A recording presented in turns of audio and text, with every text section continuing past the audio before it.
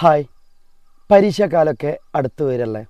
ഒരുപാട് മക്കളായി മെസ്സേജ് അയക്കുന്നു. മാഷേ, എത്ര പഠിച്ചിട്ടും പഠിയണില്ല, പഠിക്കാൻ തോന്നണില്ല, ഒരുപാട് ഓവർലോഡാണ് എന്നൊക്കെ പറഞ്ഞുകൊണ്ട്.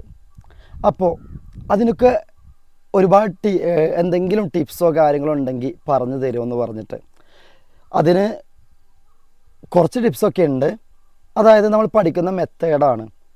ഒന്നാമത്തെ കാര്യം, നമുക്ക് പഠിക്കാൻ ഓവർലോഡ് തോന്നുന്നതിൻ്റെ റീസൺ പറയാം ആദ്യ സ്റ്റെപ്പിൽ. കാരണം ഇപ്പം നിങ്ങളെ മുന്നിൽ വലിയൊരു മലയുണ്ടെന്ന് വിചാരിക്കുക. ആ മലയുടെ മുകളിലോട്ട് നിങ്ങളോട് പെട്ടെന്ന് കയറാൻ വേണ്ടി പറഞ്ഞാൽ നിങ്ങൾ കോൺഫിഡൻസൊക്കെ പോവും. കാരണം ഞാൻ കയറണോ, അത് മൊത്തം ഞാൻ കയറണോ, അല്ലെങ്കിൽ ഇന്ന് തന്നെ കയറണോ എന്നൊക്കെ ചോദിക്കും. കാരണം മലയുടെ ഹൈറ്റ് നോക്കിയിട്ടാണത്. അതുപോലെയാണ് A+. ഒറ്റയടിക്ക് A+ എന്ന് പറഞ്ഞാൽ ഒരിക്കലും നമുക്കത് പോസിബിൾ അല്ല. പതിയെ പതിയെ പതിയെ, അതായത് ആ മലയുടെ മുകളിലോട്ടുള്ള സ്റ്റെപ്പുകൾ മുറിച്ച് പോയി കഴിഞ്ഞാൽ നിങ്ങൾക്ക് ഒന്നും കൂടെ ബെറ്ററായിട്ട് ആ മലയുടെ മുകളിലോട്ട് എത്താൻ സാധിക്കും. അതുപോലെയാണ് A+. നിങ്ങൾ പഠിക്കാൻ തുടങ്ങുമ്പോൾ എങ്ങനെയാണ്, ഫിസിക്സ്, കെമിസ്ട്രി, ബയോളജി മുതൽ എല്ലാ സബ്ജക്റ്റും ഒരുമിച്ച് കലക്കി കുടിക്കാനുള്ള പ്ലാനിങ്ങിലായിരിക്കും പഠിക്കാനിരിക്കുക, അല്ലേ? അതുകൊണ്ട് കാര്യമില്ല.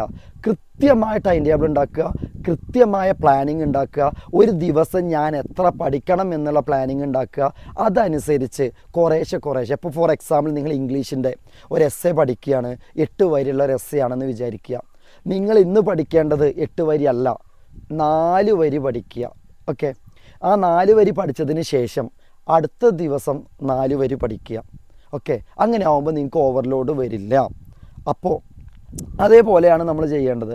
ഇപ്പോൾ എക്സാമ്പിൾ പറയുകയാണെങ്കിൽ, ഇപ്പോൾ ഇംഗ്ലീഷ് എന്ന് പറഞ്ഞ സബ്ജക്റ്റ് അല്ല, നിങ്ങൾക്ക് 10 സബ്ജക്റ്റ് ഉണ്ട് അല്ലേ?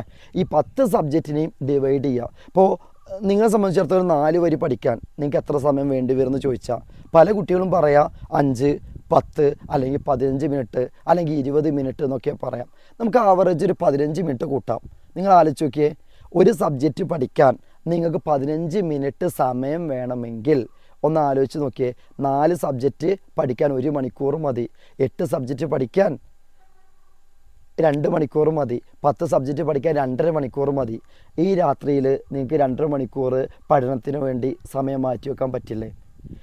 ഇനി ഈ സമയം മാറ്റി വെച്ച് കഴിഞ്ഞാൽ ഏകദേശം ഒരു സബ്ജക്റ്റ് 15 മിനിറ്റ് വെച്ച് പഠിക്കാം, അല്ലേ? ഇനി ഒരു കാര്യം ചെയ്യുക, ഈ 10 സബ്ജക്റ്റിനെ നമ്മൾ 5 സബ്ജക്റ്റായിട്ട് ഒരു ദിവസത്തേക്ക് പഠിക്കാൻ മാറ്റി വെച്ചാൽ കുറച്ചും കൂടെ സമയം കിട്ടും. അതായത് അരമണിക്കൂർ വെച്ച് 5 സബ്ജക്റ്റ് പഠിക്കാൻ നമുക്ക് സമയം കിട്ടും, അല്ലേ? ഈ ലെവലിൽ പഠിച്ചാൽ തന്നെ നമുക്കത് കവർ ചെയ്യാവുന്നതേ ഉള്ളൂ.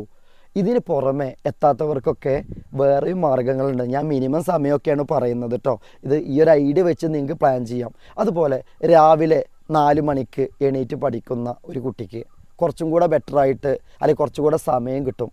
ഈ വലിയ ഉയരങ്ങളിലെത്തിയ അറിയപ്പെടുന്ന ആളുകളൊക്കെ രാവിലെ നേരത്തെ എണീക്കുന്നവരായിരുന്നു എന്ന് പറയപ്പെടാറുണ്ട്. കാരണം രാവിലെ ഒരാൾ എണീറ്റ് കഴിഞ്ഞാൽ ഇഷ്ടം പോലെ സമയം അദ്ദേഹത്തിന് കിട്ടും.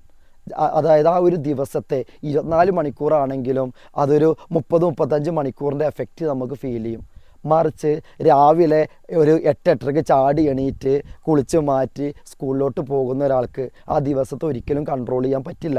അപ്പോൾ ആ ലെവലിൽ വേണം നിങ്ങൾ പഠിക്കാൻ വേണ്ടിയിട്ട്. അപ്പോൾ രാവിലെ എണീറ്റ് പഠിക്കേണ്ട സമയം അതിക്രമിച്ചിരിക്കുന്നു. അപ്പോൾ കൃത്യമായി ഈ ഒരു പ്ലാനിങ്ങോട് കൂടിയിട്ട് പഠിച്ചു കഴിഞ്ഞാൽ നമുക്ക് പഠിക്കാനുള്ള ഇൻട്രസ്റ്റ് ഉണ്ടാവും, പഠിക്കാനുള്ള കോൺഫിഡൻസ് ഉണ്ടാവും, ടൈം അഡ്ജസ്റ്റ് ചെയ്യാൻ പറ്റും, കൃത്യമായിട്ട് പഠിച്ച് മുന്നോട്ട് പോകാൻ പറ്റും. അപ്പോൾ പലരും ചോദിക്കുന്ന ചോദ്യമായിരിക്കും, മാഷേ ഈ പഠിച്ചതൊക്കെ മറന്നു പോയാൽ എന്ത് ചെയ്യും? പഠിച്ചത് മറന്നു പോവാതിരിക്കാനുള്ള ടിപ്സ് ഞാൻ അടുത്ത വീഡിയോയിൽ പറഞ്ഞുതരാം.